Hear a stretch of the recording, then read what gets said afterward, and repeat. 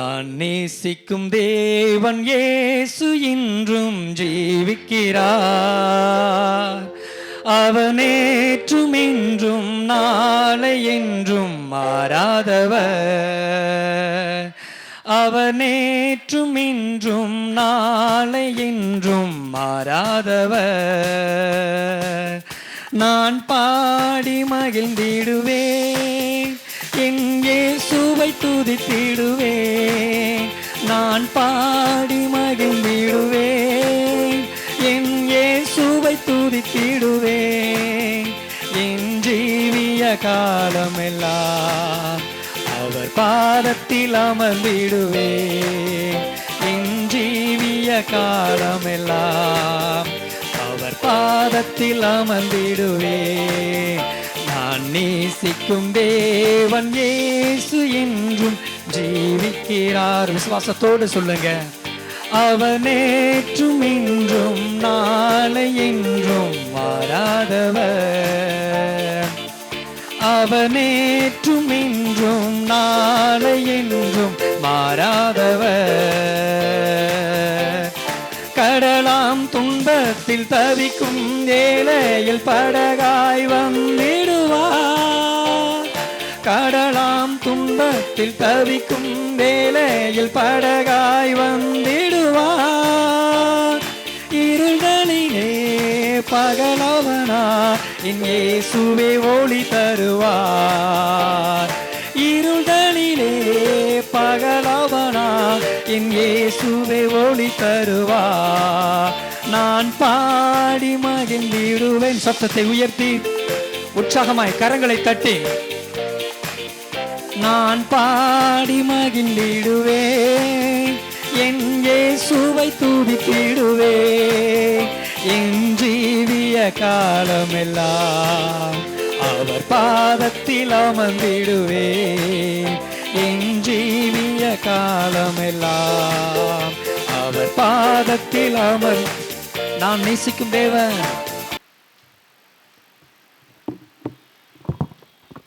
கர்த்தருடைய பரிசுத்த நாமத்திற்கு மகிமை உண்டாவதாக.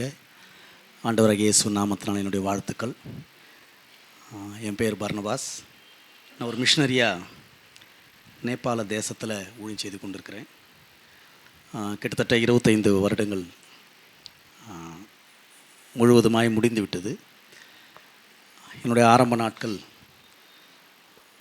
தமிழ்நாட்டில் மெட்ராஸில் ஆவடி என்கிற இடத்துல பிறந்து வளர்ந்தவன். என்னுடைய குடும்பத்தில் என்னுடைய பரம்பரையில் நான் ஒருத்தன் தான் கிறிஸ்தவன். 91வது ஆண்டில் ஆண்டவரை ஏற்றுக்கொண்டேன். 92 உடனடியாக ஒரு மிஷனரியாக ஒரு பாடுள்ள ஊழியத்தை செய்யணும் அப்படின்னு சொல்லி என்னுடைய கமிட்மெண்ட். சிஸ்டர் சொல்லும் பொழுது ஒரு வார்த்தை சொன்னாங்க ஜெபத்தில், அர்ப்பணிப்பை கொண்டு தான் தேவன் அதிசயங்களை செய்ய முடியும். என்னுடைய அர்ப்பணிப்பு அப்படின்னா நான் செஞ்ச அர்ப்பணிப்புன்றதை காட்டிலும் ஒரு 10% நாம் ஸ்டெப் எடுத்து வைக்கும் பொழுது 90% தேவன் கிரியை செய்கிறார். அதுபோல் நான் எப்படி ஆகிலும் வட மாநிலங்களில் போய் ஊழியம் செய்யணுன்னு தான் ரொம்ப ஆசைப்பட்டேன். ஒரு ஸ்தாபனத்தில் என்னை யாரை என்கரேஜ் பண்ணல அந்த சமயத்தில். ஒரு மிஷினரி, இன்றைக்கி ஒரு மிஷினரி பாரத்தை கொடுக்கணும்னு சொல்லி ஒரு சபையில் இன்வைட் பண்ணியிருக்கிறாங்க, கேட்ட உடனே கொடுத்துருக்குறாங்கன்னா அது ஒரு பெரிய காரியம். அன்றைக்கு மிஷினரி தாகத்தையோ மிஷினரி பாரத்தையோ கொடுக்குற சபைகள் அன்றைக்கி இல்லை. நான் இருந்த சபையிலையும் என்னை என்கரேஜ் பண்ணலை. ஆகவே நானாகவே என் குடும்பத்தை விட்டு தூரமாக போக வேண்டிய நிலைமை ஆயிடுச்சு. வட மாநிலத்தில் ஒரு மாநிலத்தில் போய் ஊழியம் செய்ய ஆரம்பித்தேன். அங்கே ஒரு ஸ்தாபனத்தில் இருந்தேன். அங்கே தான் தேவன் என்னுடைய வாழ்க்கை துணைவியையும் தேவன் ஏற்படுத்தி கொடுத்தது அங்கே தான். அந்த நாட்களில் நானும் என் மனைவியும் ஜெபித்து கொண்டு இருக்கும் பொழுது தேவன் நேபாளத்தை குறித்ததான தரிசனத்தை கொடுத்தார். நேபாளம் அடுத்த தேசம், நம்மளுடைய நெய்பர்ஸ் கண்ட்ரி. இந்தியாவுக்கு நீங்கள் பார்த்தீங்கன்னா நேபாளம் அந்த மேலே இருக்கும், நீங்கள் பார்த்துருப்பீங்க. ஆனால் அதிகபட்சமாக இந்தியாவில் இருக்கிறவர்கள், அதுவும் தமிழ்நாட்டில் இருக்கிற அநேகர் நேபாளமும் இந்தியாவுக்குள்ளே தான் இருக்குது அப்படின்றத நினைக்கிறது உண்டு. சிஸ்டர் சொன்னது போல் வட மாநிலங்களிலே ஒரு மாநிலமாகத்தான் அநேகர் பார்க்கறது உண்டு அதை. ஆனால் அது ஒரு தனிப்பட்ட தேசம், லாங்குவேஜ் வேறு, அங்கே உள்ளதான கல்ச்சர் வேறு. நாம் ஆசீர்வதிக்கப்பட்டவர்கள். தமிழ்நாட்டில் ஒரே லாங்குவேஜ் தான். ஒரு வேளை அந்த ஸ்லாங் மாறலாம், ஒரு வேளை பேச்சுகள் மாறலாம். ஆனால் 8 கோடி மக்கள் மத்தியில் ஒரே லாங்குவேஜ் தான் நம்ம பேசுகிறோம் தமிழ்நாட்டில். அது ஒரு பெரிய ஆசீர்வாதம் நமக்கு. ஆனால் அந்த தேசத்தில் 250 லாங்குவேஜ். தமிழ்நாட்டை காட்டிலும் சின்னதான தேசம். அந்த தேசம் மொத்தமே 3 கோடி மக்கள் தான் நிறைஞ்சது. இங்கேயாவது 8 கோடி இருக்கிறீங்க நீங்கள். அங்கே நான் இருக்கிற தேசத்தில் மொத்தமே 3 கோடி ஜனங்கள் தான். அதுலேயும் 1 கோடி ஜனங்கள் வெளிநாட்டில் தான் இருக்கிறாங்க. அங்கே எந்த வருமானமும் கிடையாது. அந்த தேசத்தை குறித்து தேவன் தரிசனத்தை கொடுத்து நாங்கள் 92லேருந்து நாங்கள் கண்டினியூவாக ஜபிச்சுன்னு வந்தோம்.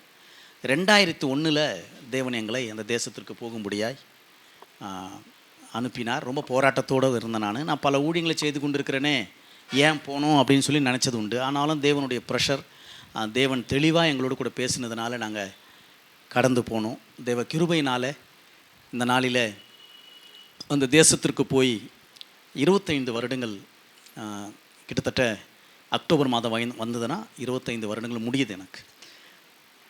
அந்த தேசத்தில் போய் நாங்கள் லாங்குவேஜ், எனக்கு நான் ஒரு 8 வருஷம் வேறு ஒரு மாநிலத்தில் வட இந்தியாவில் இருந்ததுனால ஒரு லாங்குவேஜ், இந்தி லாங்குவேஜை கொஞ்சம் படித்தேன். ஆனால் அங்கே போன பிறகு நேபாளி லாங்குவேஜ், இப்போ மறுபடியும் அந்த லாங்குவேஜை படிக்கணும். அப்போ ஒரு தைரியம் என்னென்னா, கர்த்தர் போன்னு சொல்லியிருக்கிறாரு, அவர் தான் அனுப்புகிறார். அதனால் அவர் நிச்சயமாகவே அந்த தேசத்தில் அந்த பாஷையும் சொல்லி கொடுப்பார் அப்படின்னு சொல்லி அந்த விசுவாசத்தை கூட போனோம். முதல் வருஷம் கொஞ்சம் கஷ்டப்பட்டோம். 2வது வருஷம் கொஞ்சம் பேச ஆரம்பித்தோம். 3வது வருஷத்தில் தேவன் கொஞ்சம் ஸ்திரப்பட தேவன் உதவி செய்தார். நெகேமியாவினுடைய புஸ்தகத்தில் சொல்லப்பட்டதான முதல் அதிகாரம், 2வது அதிகாரம், 3வது அதிகாரம். முதல் அதிகாரத்திலே அவர் பாரப்பட்டு ஜெபிக்கிறார். 2வது அதிகாரத்தில் அவர் தன்னுடைய தரிசனத்தை ஷேர் பண்ணுவார். 3வது அதிகாரத்தில் கட்டுமான பணி ஆரம்பிக்கப்படும். அதுபோலவே தேவன் எங்களுடைய ஊழியத்தில் அதை செய்தார். 3வது வருஷத்தில் ஒரு சபையை கொடுத்தார் ஆண்டவர். அந்த சபையின் மூலமாக கொஞ்சம் கொஞ்சமாக தேவன் சபைகளை ஸ்தாபிக்க தேவன் உதவி செய்தார். இப்பொழுது 13 டிஸ்ட்ரிக்டில், அந்த தேசத்தில் 77 டிஸ்ட்ரிக்ட் உண்டு. 13 டிஸ்ட்ரிக்டில் 32 சபைகளை தேவன் ஸ்தாபிக்க உதவி செய்தார். அதிகபட்சமாக மற்ற ஊழியங்களை பற்றி நான் எங்கேயும் போய் எந்த காரியங்களையும் சொல்கிறதும் கிடையாது, அவசியமும் இல்லைன்னு நினைக்கிறது உண்டு. ஏன்னா தரிசனத்தை கொடுத்தவர் அவர், பாரத்தை கொடுத்தவர் அவர், அற்புதங்களை செய்கிறதும் அவர் தான், முழங்கால நிற்கிறதுக்கு பலன் கொடுக்கறதும் அவர் தான், அதிசயங்களும் அவர் தான் செய்கிறார். இதில் மிகைப்படுத்தியோ அல்லது குறைச்சோ கூட்டியோ என்ன பேசுறது அப்படின்றது என்னுடைய. அதனால் பல இடங்களில் போய் நான் ஊழிய காரியங்களை அது ஒரு அப்படி இருக்குது இப்படி இருக்குலாம் சொல்கிறதுக்கெலாம் எந்த விதமான இதுவும் இல்லை. அற்புதங்கள் சாதாரணமாக நடக்கிறது உண்டு. எய்ட்ஸ் வியாதியெல்லாம் உங்களுக்கு சாதாரணமாக குணமாகிறது உண்டு. எங்களோட ஊழியத்தில் ஆரம்ப நாட்களில் பல அற்புதங்கள், இந்த மாதிரி 2 கிட்னியும் ஃபெயிலியர் ஆகி வந்தவங்க தேவன் அவரை ஹீல் பண்ணியிருக்கிறார். அந்த இடத்துல செய்யப்பட்ட அற்புதங்களுடைய காரணம் என்னென்னா, அதுதான் வேதத்தினுடைய அடிப்படை. அந்த அற்புதத்தின் நிமித்தமாக தேவன் பல ஜனங்களை அவரிடத்தில் கொண்டு வருகிறார். இது ஒரு மாத்தியம், அதாவது என்ன சொல்லுவோன்னா, இதுதான் ஒரு வழி. 2 கிட்னி ஃபெயிலியரான ஒரு வாலிப தம்பியை தேவன் ஹீல் பண்ணார். நாங்கள் ஜபிக்கும் பொழுது அந்த வீட்டில் 27 பேர் ஒரே டைமில் ஆண்டவர் ஏற்றுக்கொண்டார்கள். அவர்கள் புத்திஸ்ட் ஃபேமிலி. அந்த அற்புதத்து நிமித்தமாக தேவன் இப்படியாக தேவன் அங்குள்ள ஊழியங்களை தேவனை எஸ்டாப்ளிஷ் பண்ணி கொண்டிருக்கிறார். நான் வாலிப நாட்களில் ஆண்டவருக்காக எதையாயிலும் செய்யணும் அப்படின்ற ஒரு வாஞ்சை எனக்குள்ளே இருந்தது. தமிழ்நாட்டில் இருக்கும் பொழுது அதிகபட்சம் என்னுடைய வாஞ்சை என்னென்னா, ஒரு பிரம்மச்சாரியாக இயேசுவுக்காக வாழ்ந்துடணும், ஒரு சாது சுந்தர் சிங்கை போல் ஒரு பையன் மாட்டின்ட்டு நேராக எங்கேயாச்சும் போகணும் அப்படின்னு தான் என்னுடைய எண்ணமாக இருந்தது. அது என்னுடைய எண்ணம். தேவன் அதை அனுமதிக்கலை. தேவன் காரியங்களை மாற்றினார். அதற்கு பிறகு கொஞ்சம் கொஞ்சமாக தேவன் வழிவாசலை திறந்தார். ஒரு ஊழியக்காரனாக, ஒரு மிஷினரியாக நான் வெளிநாட்டில் போய் நேபாளத்தில் ஊழிய தேவன் உதவி செய்தார். ஆனால் ஒரே ஒரு வாஞ்சை இருக்கிற உங்களுக்கு ஒரு உற்சாகத்திற்காக, ரட்சிக்கப்பட்ட ஒரு வருஷத்துக்குள்ளே எனக்குள்ளே இருந்த வாஞ்சை என்னென்னா, எப்படி ஆகிலும் இந்த வாலிப நாட்களை நான் வேஸ்ட் பண்ணிடக்கூடாது. ஆண்டவரே, இந்த வாலிப நாட்கள் உமக்கென்று செலவு பண்ணணும் அப்படின்னு சொல்லி என்னை அர்ப்பணிச்சிருந்தேன். அதுக்கு ஏற்றாற்போல் தேவன் இந்த வாலிப நாட்களில் தேவன் என்னை அந்த வட மாநிலத்தில் கொண்டு போனார். அதற்கு பிறகு தேவன் அங்கிருந்து நேபாள தேசத்திற்கு கொண்டு போனார். என் மனைவி ஒரு பிராமின் கன்வெர்ட். ஒரு பயங்கரமான ட்ரெடிஷனுக்குள்ளே இருந்தவங்க. அவர்களுடைய சாட்சி ரொம்ப வித்தியாசமான ஒரு சாட்சி. அந்த குடும்பம் ரட்சிக்கப்பட்டதற்கு காரணம் என்னென்னா, என் மனைவியினுடைய தம்பி, இன்றைக்கி அவர் பேர் வந்து ஆப்ரகாம், அன்னைக்கு அவர் பேர் வந்து சூர்யா. அவர் பிறப்பதற்கு முன்பாக, அதாவது வயிற்றில் இருக்கும் பொழுது, அவங்க அது மூலயமா தான் ரட்சிக்கப்பட்டாங்க. என்னுடைய மாமியார் கன்சீவ் ஆன பிறகு அந்த தம்பி பிறந்தது 29வது மாதத்தில் பிறந்தார். அது ஒரு பெரிய மிரக்கல். அந்த அற்புதத்தை வைத்து, அதாவது எல்லா குழந்தையும் 10 மாதத்தில் பிறக்கும். இவர் கன்சீவ் ஆகி எத்தனை மாதத்தில் பிறந்தார்? 29வது மாதத்தில் டெலிவரி ஆச்சு. க்ரோத் வந்து சரியாக இருந்தது. ஆனால் அதுக்கு மேலே ஒரு கட்டி மாதிரி வந்து, அந்த கட்டி தான் உங்களுக்கு பெருசாகிட்டே வந்திருக்கு. அது மூலயமாக தேவன் ஒரு கிறிஸ்டியன் டாக்டர், அவர் இவங்களுக்கு ஹெல்ப் பண்ணியிருக்கிறாரு. அவர் மூலயமாக டோனாவூரில் அந்த ஆப்ரேஷன் நடக்கும்பொழுது தேவன் வந்து ஒரு அற்புதத்தை செய்தார். அதன் மூலயமாக அந்த குடும்பம் ஆண்டவரை ஏற்றுக்கொண்டது. அதற்கு பிறகு தொடர்ந்து என் மனைவி தன்னை மிஷினரியாக ஒப்பு கொடுத்துருந்தாங்க. அவங்க வட மாநிலத்திற்காக வரும்பொழுது, அவங்க அங்கே வந்த பிறகு அந்த மாநிலத்தில் நான் ஊழியம் செய்து கொண்டிருக்கும் பொழுது, அந்த ஸ்தாபனத்தினுடைய தலைவர் அவர் ஆண்டவர்கிட்ட ஜபிக்கும் பொழுது என்னையும், இப்போ நம்ம திருமணம், அதாவது என் மனைவியும் ஆண்டவர், அவர் திருமண காரியத்தில் ஒரு தரிசனத்தை கொடுத்ததுனால அவர் என்கிட்ட வந்து பேசுகிறேன். நான் சொன்னேன், எனக்கு கொஞ்சம் டைம் கொடுங்க, நான் ஜபிக்கிறேன். ஏன்னா என் வீட்டில் யாரும் ஏற்றுக்கொள்கிறது ரெடியாக கிடையாது. தேவ கிருபை அந்த சமயத்தில் நான் கர்த்தர் பட்சத்தில் நின்னதுனால இன்றைக்கு நான் அவர் பட்சத்தில் நிற்பதற்கு உதவியாக இருக்கிறது. அதனால் நல்லா ஞாபகம் வச்சுங்க, சில காரியத்தில் நம்ம வந்து தேவனுக்காக நிற்கும் பொழுது தேவன் நம் பட்சத்தில் நிற்பதற்கு ஏற்றதாக இருக்கும். அன்றைக்கு ஒரு வேளை நான் என் தாய் தகப்பனுடைய பேச்சை கேட்டு, தவறு கிடையாது, தாய் தகப்பனுடைய பேச்சை கேட்கணும், ஆனால் கர்த்தருக்குள் அப்படின்னு போடப்பட்டிருக்கிறது. ஆகவே நான் அன்னைக்கு எங்கள் அப்பா எங்கள் அம்மா ஹிந்துவாக இருந்ததுனால அவங்க நேரடியாக என் தகப்பனார் சொல்லிட்டாரு, நீ ஒரு வேளை ஒரு கிறிஸ்டின் பிள்ளையை மேரேஜ் பண்ணேன்னா எனக்கு 3வது பிள்ளை இல்லைன்னு சொல்லி நான் தலைமுழுவி நான் முடியை எடுத்துகிட்டு நான் மொட்டை போட்டுன்னு தலைமுழிடுவேன் அப்படின்னு சொன்னார். நான் ஒன்றும் சொல்லலை, அதுக்கு நான் கவனிந்துட்டேன். அதுக்கப்புறம் என் குடும்பம் என்னை விட்டுட்டாங்க. தேவ கிருபை. அதற்கு பிறகு அவர்கள் ஒரு கிட்டத்தட்ட என் மேரேஜ் முடிஞ்சு ஒரு 2-3 வருஷத்துக்கு பிறகு மறுபடியும் என்னை நான் போகும்பொழுது என்னை அணைத்து கொண்டார்கள். சரி, என்னதான் இருந்தாலும் சரி, அவன் கல்யாணம் பண்ணிட்டான், வரட்டும் அப்படின்ட்டு. ஆனால் எனக்கு ஒரு வருத்தம் என்னென்னா, என் தகப்பனோ என் தாயோ ஆண்டவரை அறியாமலேயே இறந்துட்டாங்க. அவங்க 2 பேரும், என் தாயை கடைசியாக ஆண்டவரை ஏற்றுக்கொள்றதுக்கு ரெடியாக இருந்தாங்க. நான் நேபாளம் போயிட்டு மறுபடியும் கூப்பிட்றதுக்கு நான் ரெடியாக இருக்கும்பொழுது அவங்களும் இறந்துட்டாங்க. தகப்பனாரும் அதுக்கு முன்னாடியே இறந்துட்டார். என்னோடய குடும்பத்தில் இதுவரை யாருமே ஆண்டவரை ஏற்றுக்கொள்ளலை. ஜெபித்து கொள்ளுங்கள் எல்லா காரியங்களுக்காகவும். தொடர்ந்து மற்ற காரியங்களையும் நான் உங்களோட கூட ஒரு வேளை இந்த செய்தி மூலயமாகவே நான் சில காரியங்களை ஷேர் பண்ண முடியும். அதை நான் முன்னாடி ஷேர் பண்ணுறேன். தொடர்ந்து என் கூட கிட்டத்தட்ட 16 குடும்பங்கள் ஊழியம் செய்து கொண்டு இருக்கிறாங்க. ஒரு 4 பேச்சுலர்ஸ் ஊழியம் செய்கிறாங்க. 32 சபைகள் 13 டிஸ்ட்ரிக்டில் நாங்கள் ஊழியம் செய்து கொண்டு இருக்கிறோம். தொடர்ந்து எங்களுக்காக ஜெபித்து கொள்ளுங்கள். எதிர்ப்புகள் வந்தாலும் தேவன் அதை எங்களை வந்து பாதிக்காத அளவில் தேவன் காத்து வருகிறார். அதனால் தொடர்ந்து ஜெபித்து கொள்ளுங்கள். மிஷினரி பிரயாணங்களை குறித்து பல காரியங்கள் உண்டு, பல சஃபரிங்ஸ், அதாவது நாங்கள் பல கஷ்டங்களையும், அந்த கஷ்டங்கள் அதெல்லாம் சொல்கிறத காட்டிலும் எனக்காக தன் ஜீவனையே கொடுத்த இயேசுவினுடைய கஷ்டத்தை கம்பேர் பண்ணும்பொழுது ஒன்றுமே இல்லைன்னு தான் சொல்லலாம். பிள்ளைங்களை விட்டு தூரமாக இருந்தோம், பிள்ளைங்களை விட்டுட்டு நாங்கள் கடந்து போயிருந்தோம், பிள்ளைங்களை சரியாக வளர்க்க முடியாமல் போயிடுச்சு, பிள்ளைங்களுக்கு எதுவும் செய்ய முடியாமல் போயிடுச்சு, இப்படிலாம் பல காரியங்கள் உண்டு. ஆனாலும் தேவ கிருபை, அவருடைய கஷ்டத்தை பார்க்கும் பொழுது, அவர் செய்த தியாகத்தை பார்க்கும் பொழுது நாங்கள் செய்கிற தியாகம் ஒன்றுமில்லை அப்படின்னு தான் தோணும். ஆகவே ஊழியத்தில் எனக்கு ஏற்படுகிற பல காரியங்களை வந்து சொல்லின்றதை காட்டிலும் அவருடைய வார்த்தையின்படி நீங்கள் சில காரியங்களை கேட்கும்பொழுது ரொம்ப பிரயோஜனமாக இருக்கும். என்னுடைய 2 செய்திக்காக நான் ரொம்ப போராட ஆரம்பிச்சிட்டேன். ஆண்டவரே 2 செய்தி, என்ன செய்தி எங்கே பேசுகிறதுன்னு தெரியல. எனக்கு 2 தலைப்புகளை உங்களுக்கு சொல்கிறேன். அதில் ஒரு தலைப்பு இங்கே இந்த செஷன்லையும் அடுத்த செஷன்லையும் ஒரு தலைப்பு பேசுவேன். நிலைத்திருப்பவைகள் அப்படிங்கிற ஒரு தலைப்பு ஆண்டவர் கொடுத்தார். அதுக்கு அடுத்த தலைப்பு என்னென்னா, சத்தியத்தை அறிவது எப்படி அப்படிங்கிற தலைப்பு. நான் 2வது செஷனில் அடுத்த சர்வீஸில் வந்து சத்தியத்தை அறிவது எப்படி அப்படிங்கிற தலைப்பையும், இந்த செஷனில் இந்த கூட்டத்துக்கு நிலைத்திருப்பவைகள் எவைகள். இன்றைக்கி உலகம் முழுவதும் பல ஊழியங்கள், பலவிதமான டாக்ட்ரின்ஸ்,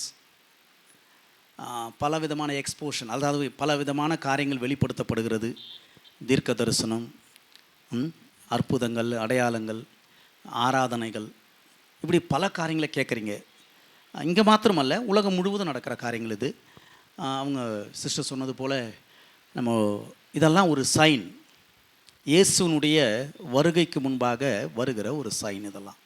ஆனால் நாம் எப்படி இருக்கணும்? ஒருவேளை என்னுடைய குடும்ப வாழ்க்கையாக இருக்கலாம், ஒருவேளை என்னுடைய ஊழியமாக இருக்கலாம், அல்லது ஒருவேளை என்னுடைய பொருளாதார காரியமாக இருக்கலாம், நான் படித்து கொண்டிருக்கிற என்னுடைய ஃபேக்கல்டிஸாக இருக்கலாம், அல்லது நான் தேவனுக்காக கொடுக்கிற செய்கிற காரியமாக இருக்கலாம், அல்லது என்னுடைய பிஸ்னஸாக இருக்கலாம். எதுவாக இருந்தாலும் சரி, இவையெல்லாம் நம்ம ரட்சிக்கப்பட்டதுனால, ஆண்டவராகிய இயேசு கிறிஸ்துவை ஏற்றுக்கொண்டதுனால, புது சிருஷ்டியாய் நான் மாறினதுனால நிச்சயமாகவே நான் செய்கிற ஒவ்வொன்றும் நிலைத்திருக்கணும். நிலைத்தில்லாமல் போச்சுன்னா ஒரு பிரயோஜனமும் இல்லை. வேதத்தில் ஒரு நல்ல காரியங்களை சொல்லி கொடுக்கப்பட்டிருக்கிறது. நான் சில காரியங்களை மாத்திரம் உங்களுக்கு காண்பித்து கொடுக்க விரும்புகிறேன். எனக்கு நல்ல டைம் கொடுத்துருக்கீங்க, ஆகவே நான் பொறுமையாக உங்களோட கூட பேசுகிறேன். ஒரு வசனத்தை வாசிக்கலாம். 1 யோவானின் புஸ்தகம்,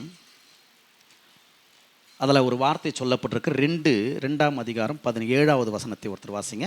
உலகமும் அது நிச்சயம் ஒழிந்து போம். நல்லா பாருங்க, உலகமும் அதன் இச்சையும் ஒழிந்து போகும்.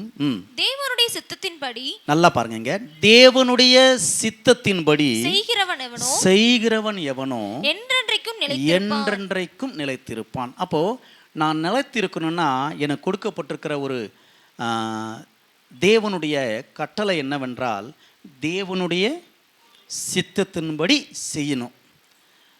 இன்னைக்கு அநேகர் என்ன நினைக்கிறாங்கன்னா, விசுவாசிகள் எப்படி ஒன்றாலும் வாழலாம், ஆனால் ஊழியர்கள் நிச்சயமாக தேவ சித்தத்தின்படி தான் வாழணும் அப்படின்னு சிலருடைய கான்செப்ட்.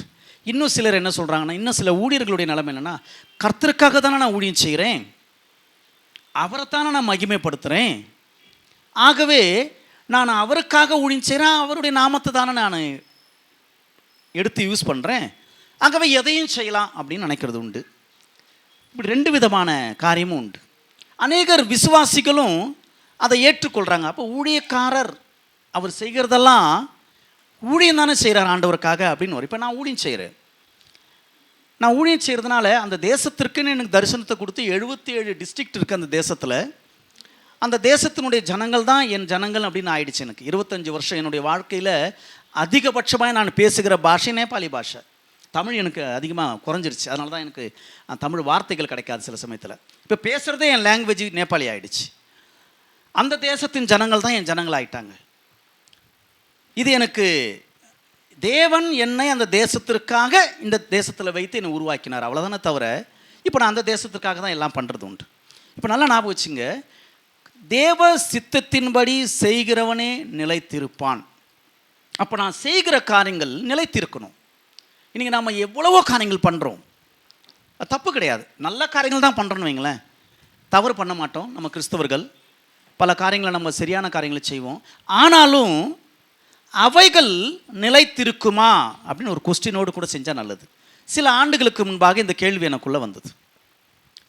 இவ்வளோ ஊழியம் செஞ்சுட்டுருக்கிறேன், எங்கள் தேசத்தில் சரியான டிரான்ஸ்போர்ட்டேஷன் கிடையாது. இங்கே நம்ம இடத்துல பார்த்திங்கன்னா இன்னும் டெவலப் ஆகிக்கொண்டே இருக்கிறது. மெட்ரோ ட்ரெயின்லாம் வர ஆரம்பிச்சிருச்சு.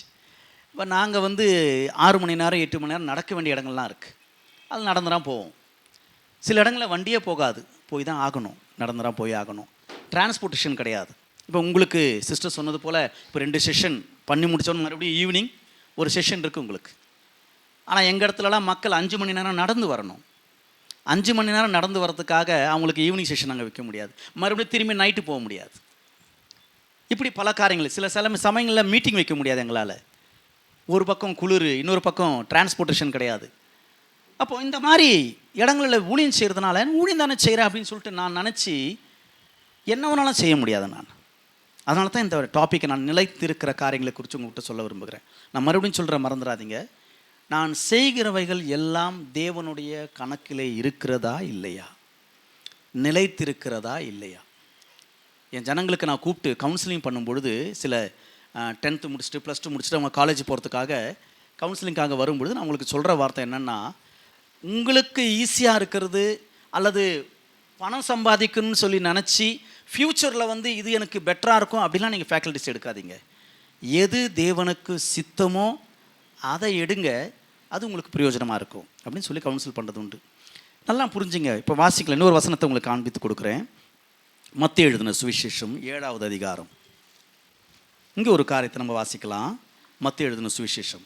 இன்றைக்கு உலகம் முழுவதும் கிறிஸ்துவத்தில் பின்பற்றுகிற காரியம் என்னவென்றால், இயேசு கிறிஸ்து தன்னுடைய வாழ்க்கையில் 10% அவர் செய்ததான ஊழியங்கள் இன்னைக்கு அதிகமாய் உலகத்தில் அதிகமாய் ஃபோக்கஸ் பண்ணப்படுகிற காரியங்கள் என்னவென்றால், இயேசுவினுடைய 33 ஆண்டுகளில் அவர் 3.5 வருடம் செய்ததான 10% அந்த ஊழியங்கள், அற்புதங்கள் அல்லது அதிசயங்கள், ஊழியங்கள், வல்லமை, இதெல்லாம் இன்னைக்கு வெளிப்படுறது அந்த 3% மாத்திரம்தான் ஜனங்கள் மூலமா எக்ஸ்போஸ் ஆகிட்டு கொண்டு இருக்கிறது. மீதி 90% 30 வருடங்கள் அவர் என்ன செய்தார், எப்படி இருந்தார், எப்படி வாழ்ந்தார் அப்படிங்கிற காரியங்கள் எதுவும் வெளிப்படுகிறது இல்லை. அதுதானே உண்மை. இன்னைக்கு உதாரணத்துக்கு இப்போ நான் வந்தேன், இங்கே வந்தவொடனே இப்போது பாடினாங்க, ஆண்டவரை துதிச்சாங்க. இப்போ நான் இதை பார்க்குறேன். இப்போ நான் என்ன செய்வேன்னா, இந்த காரியங்களை பார்த்து நல்ல காரியங்களை எடுத்துன்னு போய் என் இடத்துல போய் நான் அப்ளை பண்ண பார்ப்பேன். ஊழியம், ஒரு ஊழியக்காரன் மற்ற ஊழியர்களை பார்க்கறது உண்டு. ஆனால் வேதம் என்ன சொல்லுகிறதுன்னா, உங்களுக்கு இயேசு செய்ததான 10% மாத்திரம் இன்னைக்கு நம்ம எக்ஸ்போஸ் பண்ணி, அதாவது ஃபோக்கஸ் பண்ணியிருந்தோம்னா அது நிலைத்திருப்பது என்ன நிலைத்திருக்க செய்யாது. அது ஒரு பங்கு மட்டும்தான், அது ஒரு 10% அவ்வளோதான். ஆனால் 30% இருக்குது இல்லை. இப்போ வாசிங்க ஒரு வசனத்தை. இயேசு என்ன சொன்னார்னு பாருங்க. இங்கே 21 23 வரை வாசிக்கலாம். பரலோகத்தில் இருக்கிற என் பிதாவின் சித்தத்தின்படி செய்கிறவனே பரலோக ராஜ்யத்தில், நல்லா பாருங்க, பரலோக ராஜ்யத்தில் பிரவேசிப்பாவனே அல்லாமல் என்னை நோக்கி கர்த்தாவே கர்த்தாவே கர்த்தாவே என்று சொல்லுகிறவன் அதில் பிரவேசிப்பதில்லை. இது ஒரு உலக பிரகாரமான புறஜாதிகளுக்கு எழுதப்பட்ட வார்த்தை அல்ல, உங்களுக்காகவும் எனக்காகவும் எழுதப்பட்ட வார்த்தை. ஏன்னா நீங்களும் நானும் தான் கர்த்தாவே கர்த்தாவேன்னு சொல்லுவோம், எல்லாரும் சொல்றது கிடையாது. இப்ப பாருங்க, சொல்லப்பட்ட வார்த்தையை பாருங்க. அதாவது என் பிதாவின் சித்தத்தின்படி செய்கிறவனே அல்லாமல். இது மலப்பிரசங்கம். இந்த மலப்பிரசங்கத்தினுடைய கடைசி பகுதி தான் இந்த பகுதி. இங்கே தான் ஆண்டவர் சொல்றார், பிதாவின் சித்தத்தின்படி செய்கிறவனே அல்லாமல் என்னை பார்த்து கர்த்தாவே கர்த்தாவேன்னு சொல்லி கூப்பிடுறோம் பரலோக ராஜ்யத்தில் பிரவேசிக்க மாட்டான். இப்போ உடனே ஆண்டவர் அடுத்தது என்ன சொல்றார் பாருங்க. அந்நாளில் அநேகர் என்னை நோக்கி கர்த்தாவே கர்த்தாவே கர்த்தாவே உம்முடைய நாமத்தினாலே, இப்ப பாருங்க, உம்முடைய நாமத்தினாலே தீர்க்க தரிசனம் உரைத்தோம் அல்லவா. இது 10%க்குள்ள வர்றது. தீர்க்க தரிசனம் உரைத்தோம் அல்லவா, உமது நாமத்தினாலே பிசாசுகளை துரத்தினோம் அல்லவா, உமது நாமத்தினாலே அநேக அற்புதங்களை செய்தோம் அல்லவா. இதையெல்லாம் யாருடைய நாமத்தினாலே செய்தார்கள்? இயேசுவின் நாமத்தினாலே செய்தார்கள். உமது நாமத்தினாலேன்னா என்ன அர்த்தம்? அதுக்கு இயேசுவினுடைய நாமத்தினாலே செய்தார்கள். தீர்க்க தரிசனம் உரைச்சிருக்கிறாங்க, பிசாசுகளை துரத்தி இருக்கிறார்கள், அநேக அற்புதங்களை செய்திருக்கிறார்கள். இப்போ இவங்களை பார்த்து ஆண்டவர் என்ன சொல்லியிருக்கணும்? சபாஷ் அப்படின்னு சொல்லியிருக்கணும் இல்லையா? அப்படிதானே சொல்லியிருக்கணும். ஆனால் என்ன சொல்றார் ஆண்டவர்? அடுத்த வசனத்தை வாசிங்க. அப்பொழுது நான் ஒரு காலும் உங்களை அறியேன் என்று அதோட நிறுத்தில்ல அவரு. அடுத்தது என்ன சொல்றாரு பாருங்க. அக்கிரம செய்கைக்காரரே. போதும். இவங்க யாருங்க? என்னங்க அக்கிரமம் செஞ்சாங்க? தீர்க்க தரிசனது அக்கிரமமா? பிசாச துரத்துந்த அக்கிரமமா? அதிசயம் செஞ்சது அக்கிரமமா? சொல்லுங்களேன். ஆனா மேல என்ன சொன்னாரு? என் பிதாவின் சித்தத்தின்படி செய்கிறவனே அல்லாமல் வேறு ஒருவனும் பரலோக ராஜ்யத்தில் பிரவேசிக்க மாட்டான். ஆனால் கீழே சொல்லப்பட்டது என்ன? அவர் சொல்லும் பொழுது பிதாவின் சித்தத்தை செய்கிறதற்கு ஒரு உதாரணமாய் இந்த பூமியில் வாழ்ந்தது யாருன்னு கேட்டிங்கன்னா ஆண்டவராக இயேசு கிறிஸ்து தான் நம்மளுக்கு உதாரணம். அவருடைய பிறப்பிலிருந்து அவருடைய இறப்பு வரை அவர் பிதாவின் சித்தத்தின்படி செய்தார். அப்படிதானே? அவர் ஒருத்தர் தாங்க மாடல். ஆனால் இன்னைக்கு நாம் எடுத்துக்கொண்ட பகுதி எத்தனை தெரியுமா? 10% மாத்திரம்தான். ஆகவே தான் இன்னைக்கு பல ஊழியங்களில் பல பிரச்சனைகள். இன்னைக்கு ஏன் தேவ சித்தத்திற்கு ஏற்றாற் போல இன்னைக்கு ஊழியம் செய்ய முடியல? அதற்கு என்ன காரணம்? ஏன் தேவ சித்தத்திற்கு ஏற்றா போல விசுவாசிகள் வாழ முடியல? எல்லாத்துக்கும் கூட்டம் இன்னைக்கு விசுவாசிங்க. எங்க போனாலும் விசுவாசி கூட்டம் இருக்கும். அதையும் ஏற்றுக்கொள்கிறார்கள், இதையும் ஏற்றுக்கொள்கிறார்கள். என்னதான் புரிய மாட்டேங்குது. விசுவாசிங்க எது சரின்னு சொல்லி இன்னைக்கு ஐடென்டிஃபை பண்ண முடியல பாருங்க. அதாவது இன்னைக்கு ஜனங்கள், நான் இன்னைக்கு காலையில் கூட அண்ணங்கிட்ட சொல்லின்னு இருந்தேன், நேற்று நைட்டு பேசினிருந்தோம். இன்னைக்கு அதிகமாய் தன்னை எக்ஸ்போஸ் பண்ணுகிற காரியங்கள், அதிகமாக எக்ஸ்போஸ் பண்ணுற காரியம், எனக்கு கொடுக்கப்பட்ட வரமாக இருக்கலாம், எனக்கு கொடுக்கப்பட்ட தாளந்துகளாக இருக்கலாம், அல்லது எனக்கு கொடுக்கப்பட்ட எதுவாக இருந்தாலும் சரி, எல்லாமே கிறிஸ்துவை மாத்திரம்தான் வெளிப்படுத்தணும், அதுவும் அவருடைய சித்தத்தின்படி. இப்போ இங்கே சொல்லப்பட்ட வார்த்தை அக்கிரம செய்கைக்காரர்களை, இவங்க என்ன அக்கிரமம் பண்ணிட்டாங்க சொல்லுங்க? இவங்க என்ன அக்கிரமம் பண்ணிட்டாங்க? வேற எதனா தப்பு காமிச்சிருக்காங்க? விபச்சாரம் பண்ணாங்களா? இல்லை. இவங்க ஏதாவது கொள்ளையடிச்சாங்களா? இல்லை. கொலை பண்ணாங்களா? இல்லை. இந்த வசனத்தை அதிகமாக எடுத்து யூஸ் பண்ணுறது கம்மி. ஆனால் எனக்கு பயத்தை உண்டாக்கினது கொஞ்சம் சில வருஷங்களுக்கு முன்பாக இந்த வார்த்தையை படிக்கும் பொழுது, நான் ஒரு வேளை தேவ சமூகத்தில் போய் நிற்கும் பொழுது, அன்றைக்கு ஆண்டவர் என்னை பார்த்து, ஒரு வேளை விசுவாசியாக இருக்கலாம், ஒரு வேளை ஊழியக்காரனாக இருக்கலாம், யாராக இருந்தாலும் சரி, ஆண்டவர் என்னை பார்த்து நான் உன்னை அறியேன் அப்படின்னு சொன்னார்னா எப்படி இருக்கும்? இங்கே அறியேன்னு சொல்லப்பட்ட வார்த்தை இருக்கா? இருக்கு இல்லைங்களா? இருக்கு. அப்போ என்ன ஆண்டவர் போய் சொன்னாரா? ஏங்க அவர் நாமத்தை தானே யூஸ் பண்ணியிருக்கிறாங்க, அவர் நாமத்தை தான் தீர்க்கதரிசனம் சொன்னாங்க.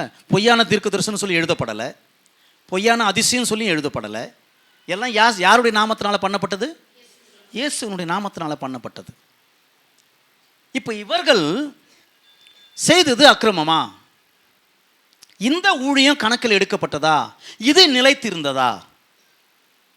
இன்னைக்கு நீங்கள் ஆண்டவர் சமூகத்தில் போய் நிற்கிறீங்க, நீங்கள் செஞ்ச அநேக காரியங்கள் இருக்கலாம், இவைகளெல்லாம் நிலைத்திருக்கிறதா இல்லையா? இதுதான் கேள்வி. என்னுடைய கேள்வி இதுதான், எனக்குள்ளே வந்த கேள்வி அதுதான். ஆண்டவரை நான் இவ்வளோ காரியங்களை பண்ணிட்டு இருக்கிறேன், 25 வருஷமாக ஊழியம் செஞ்சுட்டு இருக்கிறேன், பல பாடுகள், பல கஷ்டங்கள், தனிப்பட்ட விதத்தில், குடும்பத்தில், ஊழியத்தில் பல கஷ்டங்கள் உண்டு. இப்போ இதெல்லாம் யோசனை பண்ணி பார்க்கும்பொழுது எனக்குள்ள ஒரு திருப்தி வரும். ஆண்டவர் இவ்வளோ கஷ்டப்பட்டுருக்கிறேன், கட்டாயம் தேவ சமூகத்தில் போய் நிற்கும் பொழுது நான் அந்த கிரெடிட்டை பெற்றுக்கொள்வேன் அப்படின்னு சொல்லி நினைக்கிறது உண்டு. கிரீடத்தை பெற்றுக்கொள்வேன். அது சாத்தியம் அல்ல. அது உங்களுக்கு சாத்தியம் கிடையாது. இன்றைக்கு நான் உங்களுக்கு முன்பாக நிற்கிறதுக்கு நடுக்கத்தோடு சொல்கிறேன். இந்த 2 வருஷத்துக்கு முன்பாக, 2-3 வருஷத்துக்கு முன்பாக எனக்குள்ளே வந்த கேள்வி இது.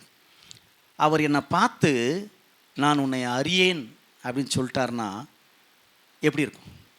என்னுடைய எல்லாம் போயிடும்ல, நான் செஞ்சது ஒன்றுமே கிடைக்காது, எனக்கு எதுக்குமே கிரெடிட் இருக்காது. அப்போ தான் நான் யோசனை பண்ணேன், நான் செய்கிறதெல்லாம் நிலைத்திருக்கிறதா? அப்போ நான் செய்கிறதெல்லாம் தேவ சித்தத்தின்படி தான் செய்கிறேனா அப்படிங்கிற கேள்வி எனக்குள்ளே வந்தது. அப்போஸ்தலனாகிய பவுல் கொலோசியருக்கு எழுதும் பொழுது 2 காரியத்தை எழுதுகிறார். அந்த வசனத்தை வாசிங்க. கொலோசியர் 1:9 ஒருத்தர் வாசிங்க, இன்னொருத்தர் 4:12 வாசிங்க.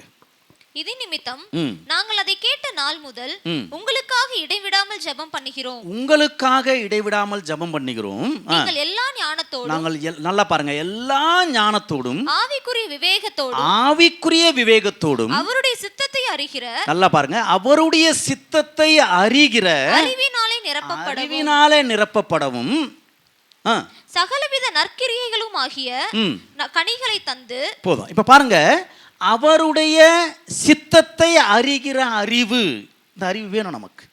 ஆகவே தான் எபேசியருக்கு எழுதும்பொழுது அவர் சொல்றார், நீங்கள் மதியற்றவர்களாக இல்லாதபடிக்கு தேவ சித்தம் என்னதென்று அறிந்து அப்படின்னு சொல்லுவார். இதே வசனம், இன்னொரு வசனம் 4:12 வாசிங்க.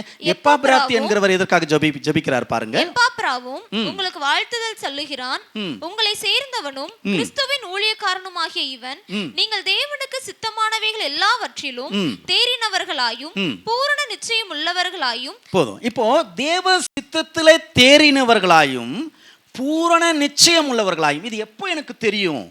வேதத்தில் பல காரியங்கள் உண்டு, தேவனால ஏற்றுக்கொள்ளப்படாத ஊழியங்களும் வேதத்தில் இருக்குது. அதனால தான் இப்போ ஒன்று காமிச்சு கொடுத்தேன் நான் உங்களுக்கு.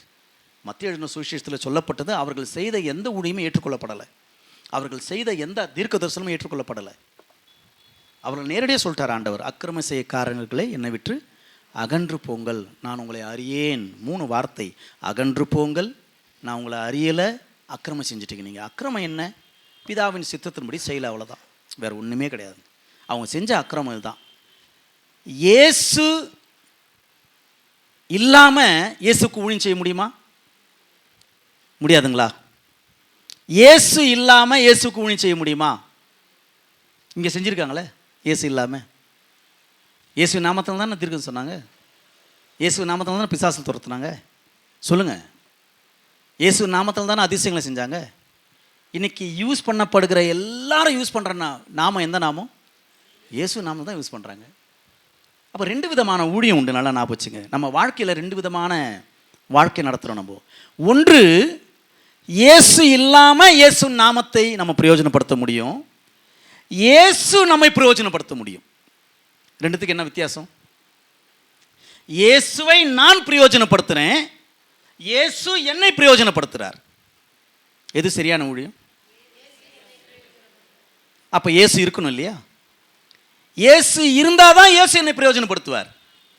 இயேசு இல்லாமையே நான் என்ன பண்ண முடியும்? இயேசுவை இன்னைக்கு நடக்கிற ஊழியம் எதுன்னு சொல்லி ஐடென்டிஃபை பண்ணுங்கள். நீங்கள் ஒரு நல்ல ஒரு சபையில் இருக்கிறீங்க, ஒரு ஆவிக்குரிய சபையில் இருக்கிறீங்க, ஒரு மிஷினரி தாகத்தை உண்டாக்குகிற ஒரு சபையில் இருக்கிறீங்க. பாஸ்டர்கிட்ட ஃபோன் பண்ணும்பொழுது அவங்க சொன்னாங்க, நீங்கள் ஒரு மிஷினரியை குறித்து நல்லா சொல்லுங்கள் நீங்கள் அப்படின்ட்டு. அப்போ அவருக்குள்ளே என்ன இருக்குன்னா, ஒரு மிஷினரி தாகத்தை உண்டாக்குகிற ஒரு சபை. இந்த மாதிரி எல்லா சபைகளிலும் ஒரு மிஷினரி தாகத்தை உண்டாக்குகிறது கிடையாது. நல்லா புரிஞ்சுங்க, நாம் செய்கிறது நம்ம சபையில் நம்ம போதகர் அல்லது நமக்கு மேலே வைக்கப்பட்டிருக்கிறதான தேவ தாசர்களோ அல்லது தேவனுடைய ஊழியர்கள், அவர்கள் உங்களுக்காக அவர்கள் செய்கிற காரியங்களை அவர்கள் நிலைத்திருக்கும்படியாய் செய்கிறார்கள். நீங்களும் நிலைத்திருக்கும்படியாய் செய்ய வேண்டியது இருக்கும். இன்னொரு காரியத்தை சொல்கிறேன். ஒரு பழைய ஏற்பாட்டில் நடந்த ஒரு சம்பவத்தை சொல்கிறேன் உங்களுக்கு. நான் வாசிக்கலாம் ஒரு வசனத்தை. அப்போஸ்தலர் நடவடிக்கைகளில் ஒரு சம்பவத்தை காமிச்சு கொடுக்க விரும்புகிற 7வது அதிகாரம், அதில் 2-3 வாசிங்க. அதற்கு அவன், சகோதரரே, பிதாக்களே கேளுங்கள். நம்முடைய பிதாவாகிய ஆபிரகாம் காரான் ஊரிலே குடியிருக்கிறதற்கு முன்னமே. இந்த வசனத்தை கொஞ்சம் நிதானமா படிங்க. நம்முடைய பிதாவாகிய ஆபிரகாம் காரான் ஊரிலே எங்க இருக்கும் பொழுது? காரான் ஊரிலே இருப்பதற்கு முன்னமே. அப்படிதானே போட்டிருக்கு? இப்ப வாசிங்க. முன்னமே மெசொப்பொத்தாமியாவிலே அவனுக்கு இருக்கும்போது மகிமையின் தேவன் அவனுக்கு தரிசனம் கொடுக்கிறார். இப்ப ஆண்டவர் தரிசனம் கொடுத்து என்ன சொல்றாரு? வாசிங்க. நீ உன் தேசத்தையும் உன் இனத்தையும் விட்டு புறப்பட்டு நான் உனக்கு காண்பிக்கும் தேசத்துக்கு வா என்றார். போதும். இப்போ இங்க இந்த தரிசனம், இந்த வெளிப்பாடு யாருக்கு கொடுக்கப்பட்டது தெரியுமா? இந்த வெளிப்பாடு யாருக்கு கொடுக்கப்பட்டது? லூக்கா எழுதுறாரு. ஆனா அந்த வெளிப்பாடு யாருக்கு கொடுக்கப்பட்டதுன்னா ஸ்தேவானுக்கு கொடுக்கப்பட்ட வெளிப்பாடு. ஸ்தேவான் தான் அந்த காரியத்தை சொல்றார் இல்லைங்களா? 7ஆம் அதிகாரத்தில். இப்போ இங்கே இந்த வசனத்திற்கோ இன்னொரு வசனத்தை காண்பித்து கொடுக்குறேன், நீங்க வாசிங்க. ஆதியாகமத்தின் புஸ்தகம் 12வது அதிகாரம் 4வது வசனத்தை வாசிங்க. கர்த்தர் ஆபிரகாமுக்கு சொன்னபடியே அவன் புறப்பட்டு போனான். லோத்தும் அவனோடு கூட போனான். ஆபிராம் ஆரானை விட்டு புறப்பட்ட போது, நல்லா பாருங்க, எங்க இருந்து புறப்பட்ட பொழுது? ஆரானை விட்டு புறப்படும் பொழுது அவருக்கு வயசு என்ன? 75 வயதுள்ளவனா இருந்தான். சரி, இதற்கு முன்பாக எங்க தரிசனம் கொடுத்தார்? இது ஆரான், இது மெசொப்பொத்தாமியாவில் இருக்கும் பொழுது அவனுக்கு வயசு என்ன? ஆபிரகாமுக்கு அதிகபட்சம் எல்லாரும் குறிப்பிடுகிறது என்னன்னா, ஆரான்ல இருந்து அவனுக்கு புறப்படும் பொழுது என்ன வயசு? 75. ஆனா மெசொப்பொத்தாமியாவில் தானே முதல் தரிசனம் கொடுத்தாரு. இது 2வது தரிசனம், செகண்ட் காலிங். இது முதல் தரிசனம் எங்க கொடுத்தார்? ஊர் என்கிற கல்தேயருடைய தேசத்தில் மெசொப்பொத்தாமியாவில் அவன் ஒரு விக்கிரக ஆராதனைக்காரனாக இருக்கும் பொழுது கொடுக்கப்பட்ட தரிசனம் அது இல்லையா? இந்த தரிசனம் எங்க கொடுக்குறாரு? இது ஆராட்டில் கொடுக்குறாரு. அப்போ இது 2வது தரிசனம் இது இல்லையா? அதனால தான் அங்கே எழுதும் பொழுது, ஸ்தேவான் எழுதும் பொழுது என்ன சொல்றாரு அவர்? ஸ்தேவான் அந்த வெளிப்பாட்டில் சொல்லும் பொழுது ஆரானில் இருப்பதற்கு முன்னமே அப்படின்னு சொல்றாரு இல்லையா? அப்படிதானே சொல்லப்பட்டிருக்கு. இப்போ பாருங்க, 11வது அதிகாரம் ஆதியாகமத்தின் புஸ்தகம். ஏன் அவருடைய வயசு மென்ஷன் பண்ணப்படலை அப்படின்றதுக்காகத்தான் இந்த வார்த்தையை எடுத்து நான் 31, 32 வாசிங்க. 31 வாசிங்க. தேராகு இவர் யாரு? ஆபிரகாமுடைய அப்பா. சரி. தன் குமாரனாகிய ஆபிராமையும் ஆரோனுடைய குமாரனும் தன் பேரனுமாய் இருக்கிற லோத்தையும் தன் குமாரன் ஆபிராமுடைய மனைவியாகிய மருமகள் சாராயையும் அழைத்துக் கொண்டு. இங்க பாருங்க, யார் அழைத்து கொண்டு வர்றது? யாரு? தேராகு அழைத்து கொண்டு அவர்களுடனே ஊர் என்கிற எங்கிருந்து? ஊர் என்கிற கல்தேயரிலிருந்து புறப்பட்டு பட்டணத்தை விட்டு கானான் தேசத்துக்கு போக புறப்பட்டான். அப்போ இவருக்கு இந்த தரிசனத்தை யார் கன்வே பண்ணியிருக்கிறது? யார் சொல்லி இருக்கிறது? தேராகுக்கு யார் சொன்னது? தரிசனம் யாருக்குங்க கொடுத்தாரு? கணக்கு, அதாவது நிலைத்தில்லாதவைகள்ன்ற வார்த்தையை வச்சு பேசுகிறேன், நல்லா புரிஞ்சுங்க. சில சமயங்களில் நம்ம நன்மை தான் செய்வோம். சில வேலைகளில் நம்ம தகப்பனாக இருக்கலாம், தாயாக இருக்கலாம், அல்லது பிள்ளைகளாக இருக்கலாம். என் பிள்ளைங்க சில சமயத்தில் சில காரியங்கள் சொல்லும் பொழுது நான் ஒரே வார்த்தையில் முடிச்சிருவேன். உன் பணமோ, உன் படிப்போ, உன்னுடைய அந்தஸ்தோ அல்லது உன்னுடைய இன்ஃப்ளூயன்ஸோ எனக்கு அவசியம் இல்லை. தேவனுடைய தலைமைத்துவம் தான் எனக்கு தேவை. நல்லா ஞாபகம் வச்சுங்க. எதுக்கு நான் சொல்கிறேன்னா, இப்போ இங்கே கானானுக்கு போகணும் அப்படின்னு சொல்லி அவர்கள் புறப்பட்டு யார் அழைத்து கொண்டு வந்தது? தேராக தான். ஏன்னா யாருக்கு தரிசனம் ஆனா? யார் அழைத்து கொண்டு வரணும்? ஆபிரகாம் தான் அழைத்து கொண்டு வரணும். ஆனால் ஆபிரகாம் தன்னுடைய குடும்பத்தில் இன்ஃப்ளூயன்ஸ் ஆனதுனால, ஒருவேளை தகப்பனுடைய ஃபேவரில் இருந்ததுனால ஆபிரகாம் யாருடைய தலைமைத்துவத்தில் வரார்? இப்போ தேராகுடைய தலைமைத்துவத்தில் வரார். அவர் செஞ்ச தப்பு தான் பாருங்க. அடுத்த வசனம் பாருங்க, கண்டினியூ பண்ணுங்க. அதை அவர்கள் ஆரான் மட்டும் வந்தபோது அங்கே இருந்து விட்டார்கள். இங்கிலீஷ்ல நல்லா போடப்பட்டிருக்காங்க. அவங்க செட்டில் ஆயிட்டாங்க, அங்கேயே நல்லா லைஃப் செட்டில் ஆயிடுச்சு. எங்க ஆரான்ல எத்தனை வருஷம் இருந்தாங்கன்னு தெரியாது. இவர் எத்தனை வருஷத்தில் புறப்பட்டார்னு எழுதப்படலை. ஆகவே மெசபட்டோமியாவிலிருந்து ஆரான் வரை வந்த பிரயாணமோ அவர் வயசோ எதுவும் மென்ஷன் பண்ணப்படவில்லை. அது கணக்கில் அல்ல. நான் பலமுறை ஆராய்ஞ்சு பார்த்தேன் இந்த காரியத்தை. இவங்க மெசபட்டோமியாவிலிருந்து இவர் புறப்பட்டார், ஏன் வயசை மென்ஷன் பண்ணல அப்படின்ட்டு. ஏன்னா இவர் தேவனுடைய தலைமைத்துவத்துக்குள்ள வரல. அது தேவ சித்தம். தலைமைத்துவத்தில் வந்திருந்தார்னா இவர் யாருடைய தலைமைத்துவத்தில் போறாரு? தேராகனுடைய தலைமைத்துவத்தில். சில வேளைகளில் நாம் செய்கிறது தெய்வ சித்தம் இல்லாமல் நன்மைத்தான் செய்வோம், நல்லது தான் செய்வோம். அதனால தான் ஆண்டவர் மறுபடியும் தரிசனம் கொடுக்குறார். இவரால் தான் ஆரானில் அவங்க டிலே ஆயிடுறாங்க. ஆரானில் அவங்க அங்கேயே செட்டில் ஆயிடுறாங்க. அதற்கு பிறகு தேவன் 32வது வசனத்தில் தேராக எடுத்துக்கிறார். அவர் மரிக்கிறார். மரித்த பிறகு 2வது தரிசனம் எங்கே கொடுக்கப்படுது? ஆரானில் கொடுக்கப்படுகிறது. இது ஒரு உதாரணம், நல்ல ஞாபகம் வச்சுங்க. இன்னொரு பாசிட்டிவ் உதாரணம் சொல்கிறேன் உங்களுக்கு நான்.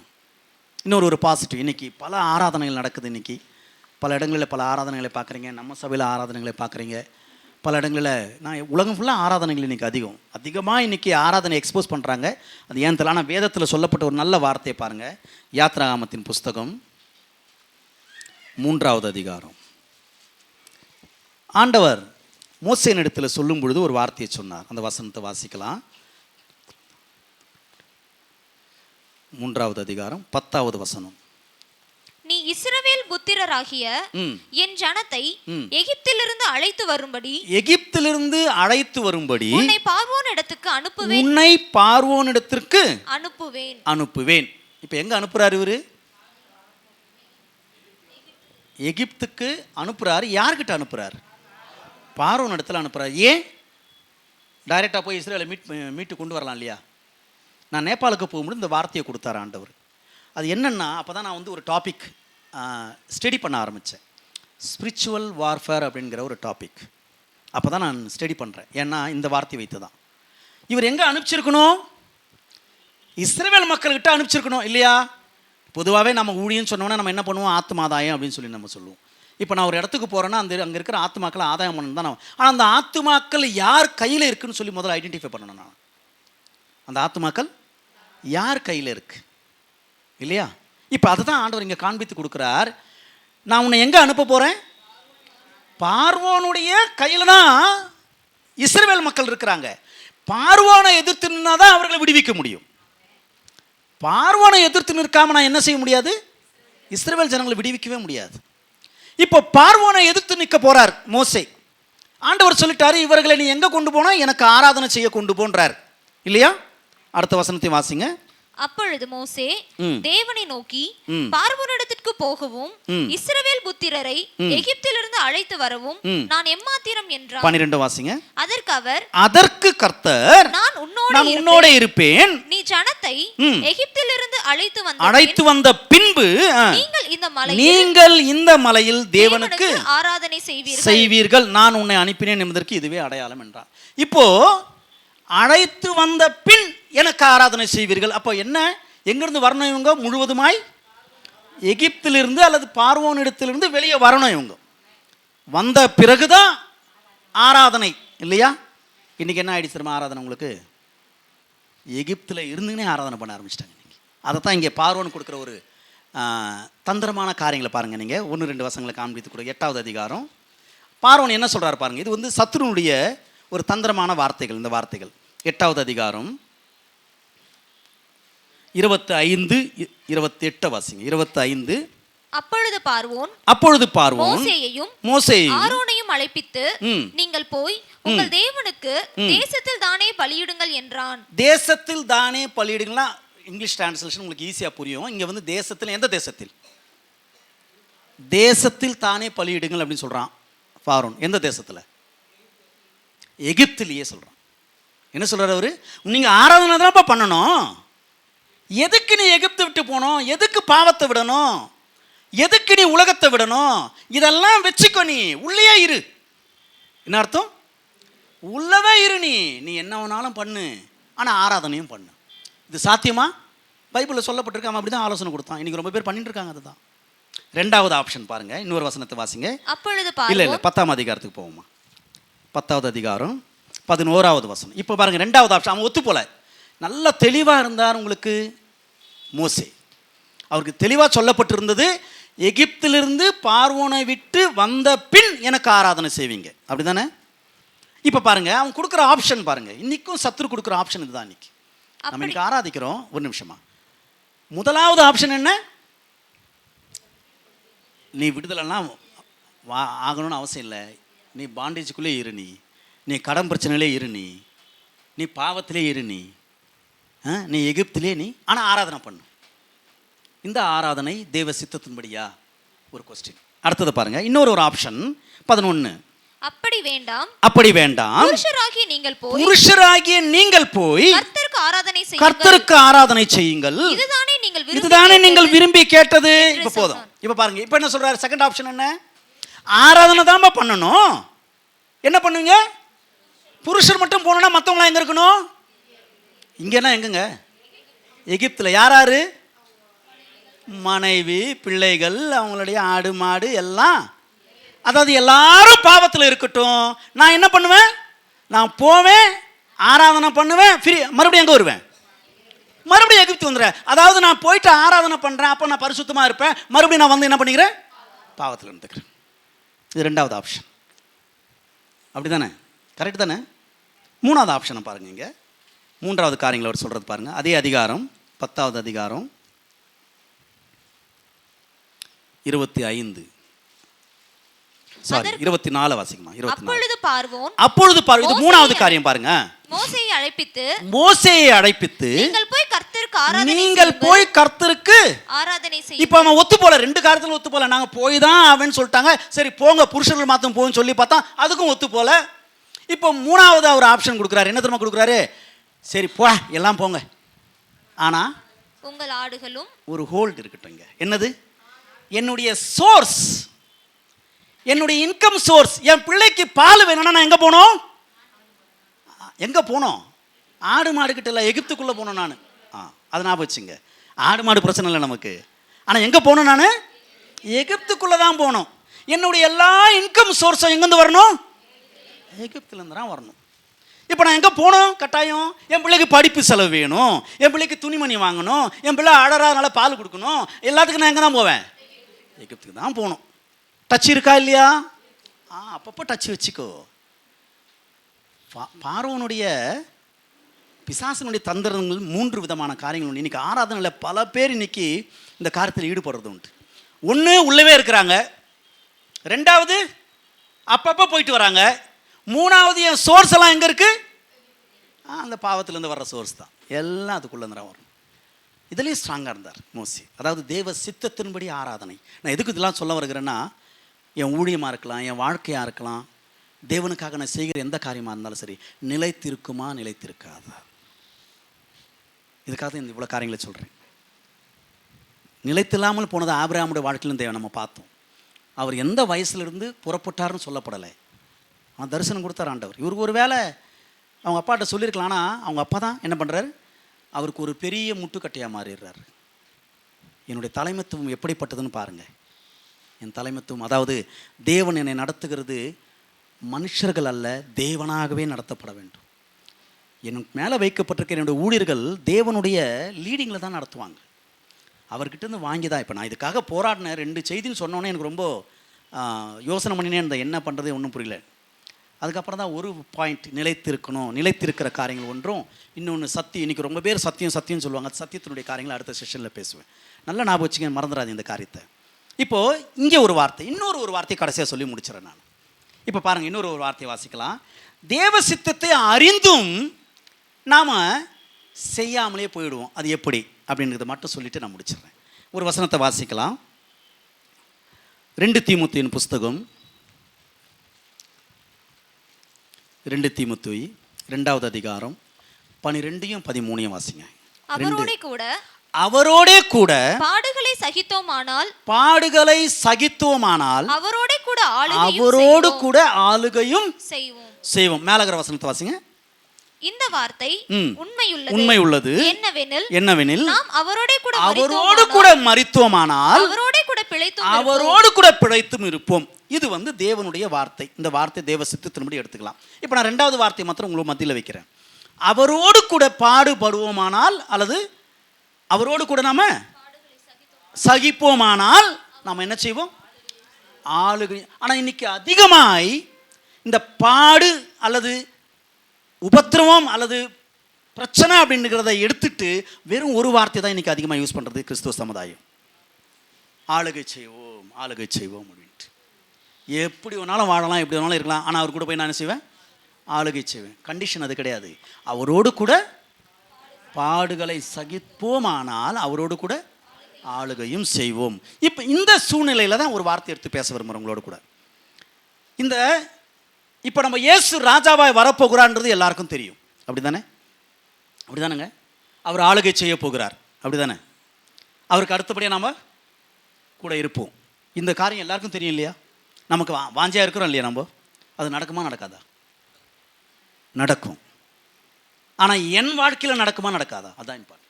அது கட்டாயம் நடக்கும். அவர் ராஜாவாக வரப்போகிறார், கட்டாயம் நடக்கும். இப்போ பாருங்கள், ஒரு வசனம் சொல்லப்பட்டிருக்கு, வாசிக்கலாம். 1 சாமுவேலின் புஸ்தகம் 23வது அதிகாரம் 16வது வசனத்தையும் 17வது வசனத்தையும் வாசி. அப்பொழுது சவுலின் குமாரனாகிய யோனத்தான் எழுந்து காட்டில் இருக்கிற தாவீதினிடத்தில் போய் தேவனுக்குள் அவன் கையை திடப்படுத்தி. நல்லா பாருங்க, இவங்கிட்ட எந்த குறையும் பார்க்க மாட்டீங்க நீங்க. ஜோனத்தானுடைய கேரக்டர்ல நீங்க எந்த தப்பையும் பார்க்க மாட்டீங்க. தேவன் அவனை வைத்து யூஸ் பண்ணி இருக்கிறார். அவனை எந்த குறையும் பார்க்க மாட்டீங்க. ஆனால் அவனுடைய நிலைமையை காமிச்சு கொடுக்குறேன். என்ன சொல்கிறான் தெரியுமா? இவன் போய் காட்டில் இருக்கிற தாவீதை என்ன செய்கிறார்? இவர் கர்த்தருக்குள் திடப்படுத்துறாராம். தாவீதை திடப்படுத்துறார். இப்போ பாருங்க அடுத்த வசனம். நீர் பயப்பட வேண்டாம். என் தகப்பனாகிய சொல்ற வார்த்தை பாருங்க. என் தகப்பனாகிய சவுல் கை உண்மையில கண்டுபிடிக்க மாட்டாது. தீர்க்க தரிசனம் அவன் சொல்றது. நீர் இஸ்ரவேலின் மேல் ராஜாவாய். இதுவும் தீர்க்க தரிசனம் தான்.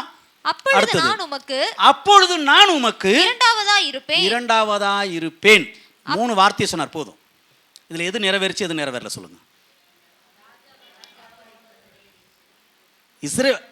சவுலுடைய கை பிடிக்கல, அதுவும் நிறைவேறிச்சு. 2வது, நீர் இஸ்ரவேலின் மேல் ராஜாவா இருப்ப. என்ன பிராட் மைண்ட் பாருங்க. எங்க அப்பா ராஜா, நானும் ராஜாவா ஆகணும்னு சொல்லி அவனுக்குள்ள எந்த எண்ணமும் இல்லை பாருங்க. என்ன ஒரு பிராட் மைண்ட். யோனத்தானுக்கு நல்ல தெளிவு இருந்தது. தேவசித்தை இதுதான் தெரியும் யோனத்தானுக்கு. அவன் சொல்றான், நீர் என்னவா இருப்பீர்? ராஜாவா இருப்பீர். இப்ப நான் உனக்கு 2வதா இருப்பேன். அது நிறைவேறுச்சா? இன்னைக்கு நாமளா தானே சொல்றோம், அவர் ராஜாவா வரப்போகிறார், அவருக்கு 2வதா நாம இருக்க போகிறோம். அப்படிதானே? அது நிறைவேறும், சில சமயம் நிறைவேறாம. ஏன் நிறைவேறல யோனத்தானுடைய வாழ்க்கையில்? ஏன் நிறைவேறல யோனத்தானுடைய வாழ்க்கையில்? இது எப்போ தெரியுமா உங்களுக்கு வெளிப்படுது? தாவீது அவர்களிடத்துல புலம்பும் பொழுது, அவர்களை குறித்து புலம்பும் பொழுது இந்த வார்த்தையை சொல்றார். வாசிக்கலாம். 2 சாமுவேல் புஸ்தகம் 1 அதிகாரத்தில் 26 வாசிங்க. முதல்ல 26. என் சகோதரனாகிய யோனத்தானே, இங்க பாருங்க, என் சகோதரனாகிய யோனத்தானே, உனக்காக நான் வியாகுலப்படுகிறேன். நீ எனக்கு வெகு இங்க பாருங்க, இன்பமாயிருந்தாய். நீ எனக்கு வெகு இன்பமாயிருந்தாய், உன் சிநேகம் உன் ஆச்சரியமாயிருந்தது. சிநேகம் ஆச்சரியமா இருந்தது, ஸ்திரீகளின் ஸ்திரீகளின் சிநேகத்தை சிநேகத்தை பார்க்கிலும் அதிகமாயிருந்தது. அதிகமா இருந்தது. இன்னைக்கு நாம கூட ஆண்டவரை நெருங்கி இருக்கிறோம். அவரோடு கூட இருக்கிற சிநேகம் ரொம்ப, அதாவது நம்ம ஆண்டவர்கிட்ட நெருங்கி இருக்கிற காரியத்தை, இது யோனத்தானும் தாவீதும் நெருங்கி இருந்த காரியத்தை சொல்லப்பட்ட வார்த்தை இது. இப்போ அதே தாவீது மேலகிற வசனத்தை வாசிங்க, நீங்க 23 வாசிங்க. இப்ப என்ன சொல்றாரு பாருங்க. உயிரோடு இருக்கையில் உயிரோடே இருக்கையில் சவுலும் யோனத்தானும் பிரியமும் பிரியமும் இன்பமுமாய் போதும். 26 என்ன சொல்லுது? யார்கிட்ட இவர் சிநேகம் வச்சிருக்கிறாரு? தாவீது கிட்ட. 23 என்ன சொல்லுது? அப்ப இவர் 2 பேர்கிட்டையும் தொடர்பு வச்சிருந்திருக்கிறார். சரியா? சவுலையும் விடல, தாவீதையும் விடல. நாம என்ன பண்றோம் இன்னைக்கு? சவுல் என்பது சரீரம் அல்லது உலகம்னு எடுத்துங்க. நாம இயேசுவையும் விட மாட்டோம், அதையும் விட மாட்டோம். ஆனா என்ன சொல்லுவோம்? நீ ராஜாவா வரப்போகிறீர், 2வதா நான் இருப்பேன். ஆனா இருந்தார் இவரு. 2 வசனம் காமிச்சு கொடுக்குற அவருடைய வாழ்க்கையில் நடந்தது. வாசிங்க 20வது அதிகாரத்தில், அதே 1 சாமுவேல் 20வது அதிகாரத்தில் 42 43 வாசிங்க. அதற்கு பிறகு 23 அதிகாரத்தில் 17 வாசிங்க. அப்பொழுது யோனத்தான் தாவீதை நோக்கி நீ சமாதானத்தோடே போ, நீ சமாதானத்தோடே போ, கர்த்தர் என்றைக்கும் உமக்கும் எனக்கும் என் சந்ததிக்கும் உன் சந்ததிக்கும் நடுநிற்கும் சாட்சியா இருப்பார். கர்த்தருடைய நாமத்தை கொண்டு நாம் இருவரும் ஆணையிட்டு கொண்டு கொள்ளும் என்றான். அடுத்தது பின்பு அவன் எழுந்து, இப்ப பாருங்க, இந்த வசனம் தான் ரொம்ப முக்கியம். பின்பு அவன் எழுந்து புறப்பட்டு போனான். புறப்பட்டு எங்க போயிட்டார் அவரு? சவுல் எங்க, இவர் எங்க போனார்? யோனத்தான் எங்க போனார்? தாவீது எங்க போனார்? சொல்லுங்க, ஃபுல்லா வாசிடுங்க. யோனத்தானோ பட்டணத்துக்கு போய்விட்டான். தாவீது எங்க போனார்? இப்ப 17 வாசிங்க. 23 17.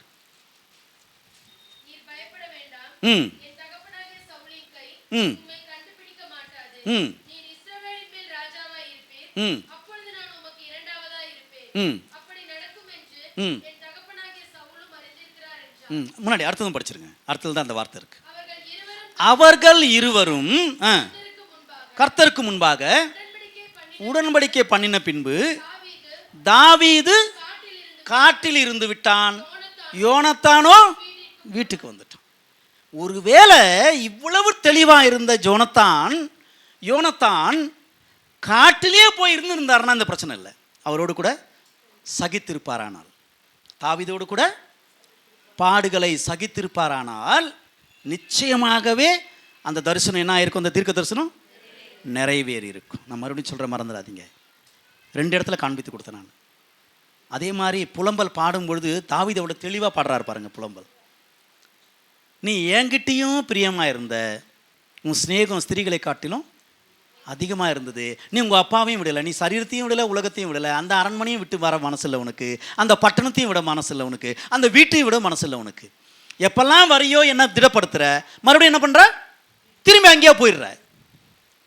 அதிக நேரம் யாருக்கு எங்கே தான் இருக்கிறார் இவரு? அந்த அரண்மனையில் தான் இருக்கிறார், அந்த வீட்டில் தான் இருக்கிறார், அவங்க அப்பா கூட தான் இருக்கிறார். என்னுடைய அதிக நேரம் நான் எங்கே ஸ்பெண்ட் பண்ணுறேன்? ஆகவே தான் அவரோடு கூட பாடுகள் சகித்தோமானால் அவரோடு கூட ஆளுகையும் செய்வோம். இன்னைக்கு நமக்கு இருக்கிற பிரச்சனை இதுதான். தாவீதை குறித்து ஆண்டவர் என்ன சொல்றாரு பாருங்க, வாசிக்கலாம். அப்போஸ்தலருக்கு எழுதின நிருபம் அந்த நடபடிகளில் 13வது அதிகாரத்தில் 22வது வசனம் நினைக்கிறேன், அது வாசிங்க. 2 வசனத்தை காண்பித்து கொடுக்குறேன். பின்பு அவர் அவனை தள்ளி தாவீதை அவர்களுக்கு ராஜாவாக ஏற்படுத்தி இப்ப என்ன சாட்சி சொல்றார் பாருங்க ஆண்டவர். ஈசாயின் குமாரனாகிய தாவீதை, இங்க பாருங்க வார்த்தையை பாருங்க, என் இருதயத்திற்கு ஏற்றவனாக நான் கண்டேன். அடுத்தது என்ன சொல்றா பாருங்க, எனக்கு சித்தமானபடி எல்லாம் அவன் என்ன செய்வான். எங்க நல்ல ஞாபகம் வச்சுங்க, பாடுகள் தேவ சித்தத்தை செய்வதற்கு உதவும். என்னைக்கு நமக்கு பாடு இல்லையோ, கிறிஸ்துவ நிமித்தமாக வருகிற பாடுகளை என்னைக்கு நான் நெக்லெக்ட் பண்றேனோ, அன்னைக்கு தேவ சித்தத்தை நான் நெக்லெக்ட் பண்ணுவேன். சில வேலைகளில் தேவன் நம்மளை யூஸ் பண்ணாமல் இருக்கலாம், சில வேலையில் தேவன் எதுவுமே செய்யாமல் இருக்கலாம் என் வாழ்க்கையில். அது தவறு கிடையாது, அது தவறு கிடையாது.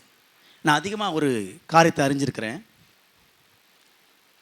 அப்போஸ்தல நடவடிக்கைகளை ஆரம்பிக்கும் பொழுது 2 பேர் தான் அதிகமாக அதில் நீங்கள் பார்க்கலாம் மொத்த அந்த புத்தகத்தில். யார்? ஒன்று பேதுரு, இன்னொன்று பவுல். இவங்க 2 பேர் தான் பார்க்க முடியும். ஆனால் இயேசுக்கு மார்லேயே சாய்ந்து கொண்டு இருந்த இயேசுக்கு அன்பான சீஷனை பற்றி எதனா போட்டிருக்கா? ரொம்ப ஒரு வார்த்தை கிடையாது. ஆனால் உடனே அவர் கோவப்பட்டு நான் இவ்வளோ க்ளோஸாக இருந்தேன், என்னை ஆண்டவர் யூஸ் பண்ணல அப்படின்னு சொல்லிட்டு அவர் போகல. ஆனால் அமைதியாக இருப்பதற்கு ஒரு நல்ல இது என்னென்னா, வெளிப்படுத்தல் உள்ள மொத்த காரியங்களும் தேவன் யாருக்கு தான் வெளிப்படுத்தினார்? பேதுருக்கு வெளிப்படுத்தலை, யோவானுக்கு தான் வெளிப்படுத்தினார் இல்லையா? ஏதோ ஒரு நோக்கம் இருக்கும். பாடுகள் நமக்கு தேவனுடைய வெளிச்சத்தை கொடுக்குறதே தேவனுடைய பாடுகள் தான். அவர் ஒரு வேளை அந்த பத்மஸ் தீவுக்கு போகலைன்னா அவருக்கு அந்த ரெவலேஷன் கிடச்சிருக்காது இல்லையா? என் வாழ்க்கையில் நான் அதிகமாக ருசித்தது இது.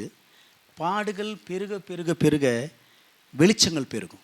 தேவனிடத்துலேருந்து ரெவலேஷன்ஸ், அதாவது அந்த தேவனுடைய வெளிச்சங்களை நம்ம பார்த்துக்கொள்ள முடியும். பாடே இல்லைன்னு வைங்களேன். சில பேர் இன்றைக்கி பாடுகளில் என்ன பண்ணுவாங்கன்னா முறுமுறுக்க ஆரம்பிச்சிருவாங்க. இஸ்ரவேல் ஜனங்களுக்குள்ளே இருந்த பிரச்சனை அது தான். அவங்க வந்தாங்க வெளியே, ஆனால் எத்தனை பேர் உள்ளே போனாங்க? 2 பேர் தாங்க. 6 லட்சம் புருஷர்கள், கிட்டத்தட்ட 30 லட்சம் பேர் எல்லாம் சேர்த்து ஒரு ஆவரேஜாக கணக்கு போட்டா இதில் எத்தனை பேர் உள்ளே போகிறாங்க? 2 பேர் தான். ஆண்டவர் சொல்லும் பொழுது 12 கோத்திரங்களையும் தான் எனக்கு நீங்கள் ஆசாரியர்களை இருக்கணும்னு தான் சொல்கிறார் ஆரம்பத்தில். ஆனால் எத்தனை கோத்திரம் ஆசாரியாரை மாறிச்சு? ஒரே ஒரு கோத்திரம் தான். மெஜாரிட்டி எல்லாமே நெக்லெக்ட். வேதத்தில் தெளிவாக எழுதப்பட்டிருக்கிறது, தேவன் அதிகபட்சத்தை காட்டிலும் குறைந்த பட்சத்தில் இருக்கிறார் அப்படிங்கிறது. குறைவான காரியத்தில், அதாவது மேக்சிமத்தை காட்டிலும் மினிமம் சைடில் தான் ஆண்டவருடைய காரியங்களை பார்க்கலாம். நீங்கள் 150 கோடி ஜனங்கள் இருந்தாங்களாம் நோவா நாட்களில். எத்தனை பேர் ரட்சிக்கப்பட்டாங்க? எத்தனை பேர் காக்கப்பட்டார்கள்? மொத்தம் 8 பேர்.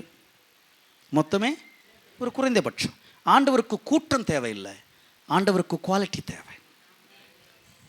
நல்லா ஞாபகம் வச்சுங்க. 25 வருஷம் நான் இன்றைக்கி ஊழியம் செய்கிறேன். 32 சர்ச்சில் எத்தனை பேர் தான் இருப்பாங்க மொத்தத்திலே? ஏன்னா 90% இந்துக்களால் நிறைந்த தேசம், 7% புத்திஸ்ட் நான் இருக்கிற இடத்துல. அதில் 3% அதிகபட்சம் முஸ்லீம்ஸ் இருக்கிறாங்க, மற்றவங்களாம் இருக்கிறாங்க. குறைந்தபட்சம் தான் கிறிஸ்தவர்களுடைய காரியங்கள். அதுலேயும் நீங்கள் பார்த்தீங்கன்னா கிறிஸ்தவர்களுடைய பட்டியலில் பேக்ஸ்லைட் ஆனவங்க அதிகம். அப்போ நான் யோசனை பண்ணுவேன், அந்த தேசத்தில் போய் என்ன பண்ண முடியும்? நாங்கள் குறைந்தபட்சம் தான், ஆனால் தேவன் கிரியை செய்கிறத பார்க்குறோம். யார் பட்சத்தில் இருக்கிறார் ஆண்டவர் அப்படின்னு நீங்கள் பாருங்கள், தெளிவாக போடப்பட்டிருக்கு. தேவன் ஜோனத்தான்கிட்ட எந்த குறை, தாவீதுகிட்டையாவது எக்கச்சக்கமான குறைகள் பார்த்துருக்கலாம். நீங்கள் அவன் செஞ்ச பாவத்தெல்லாம் நீங்கள் பட்டியலிட்டு பாருங்கள். அவர் செஞ்ச பாவத்தில் மேஜராக 3 பாவங்களை செஞ்சதை நான் பட்டியலிட்டுருக்கிறேன். ரொம்ப மேஜராக செஞ்சுருக்கிறார் அவர்.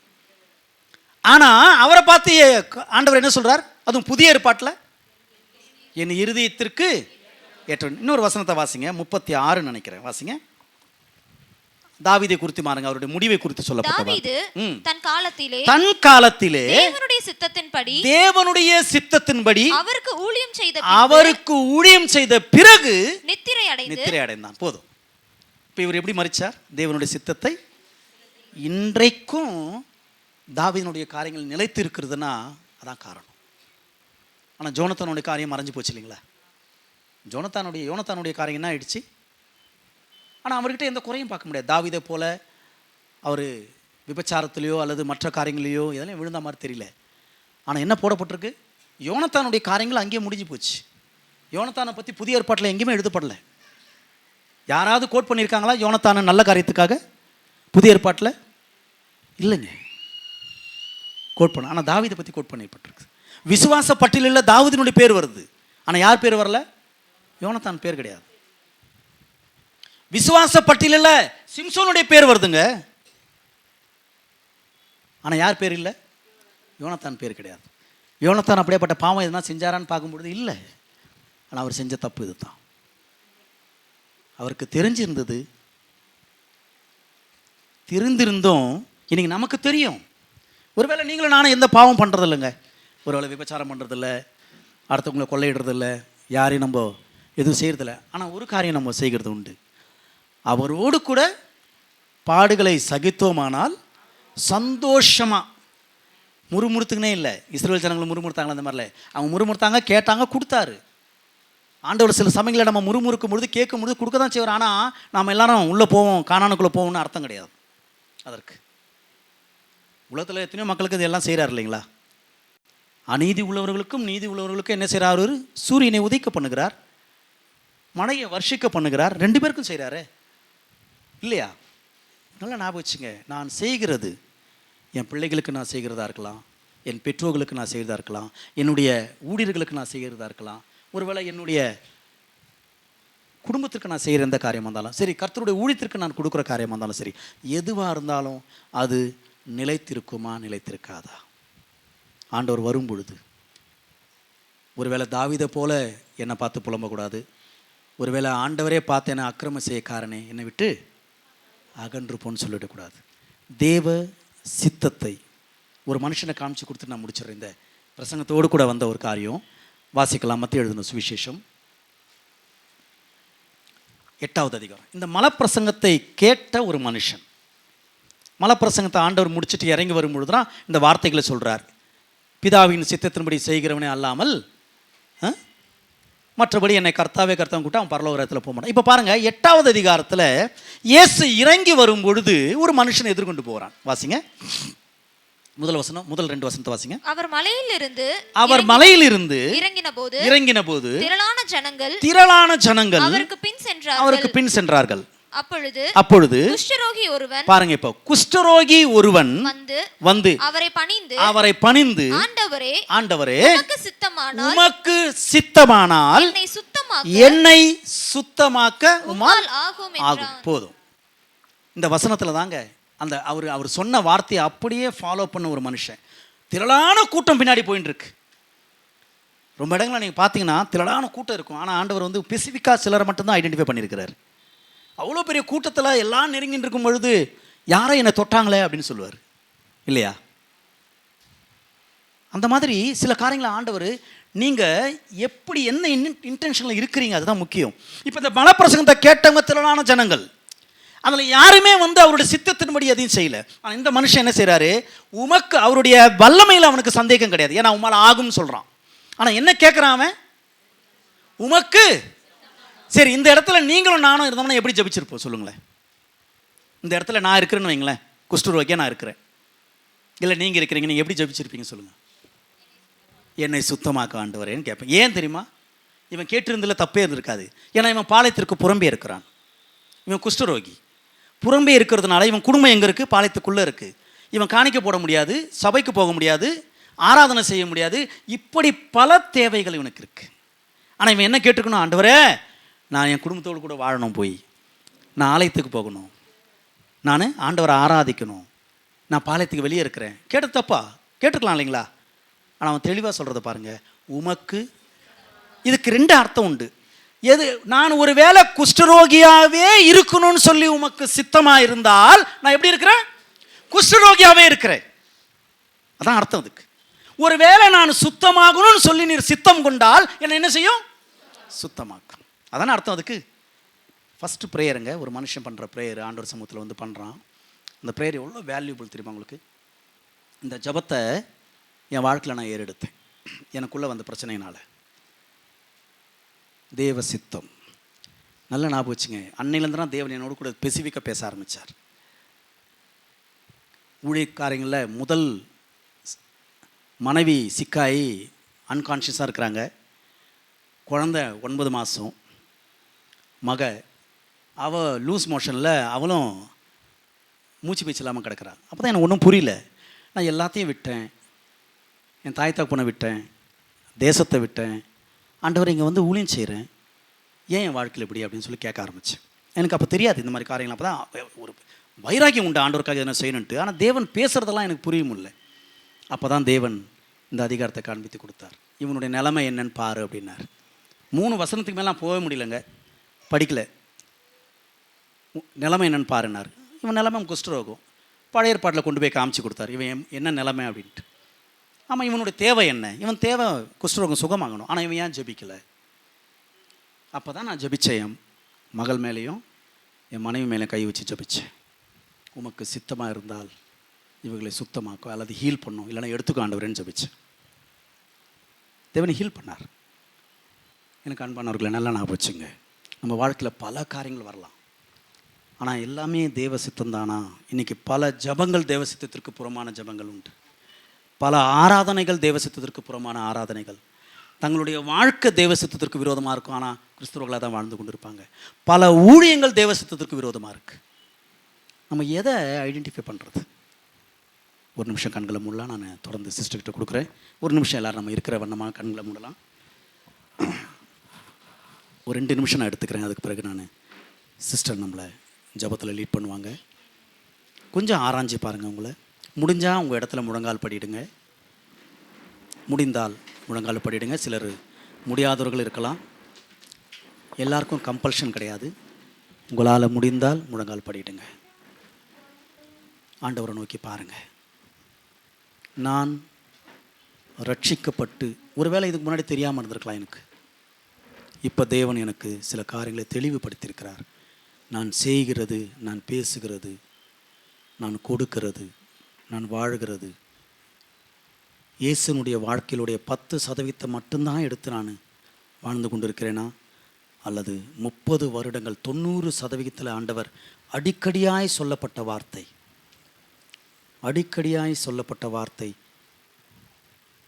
பிதாவின் சித்தத்தின்படி தான் நான் செய்கிறேன். அவர் சொல்லாமல் நான் எதையும் சொல்கிறதில்ல, அவர் செய்யாமல் எதையும் நான் செய்யறதில்ல. அடிக்கடியாக அவர் சொன்ன வார்த்தை.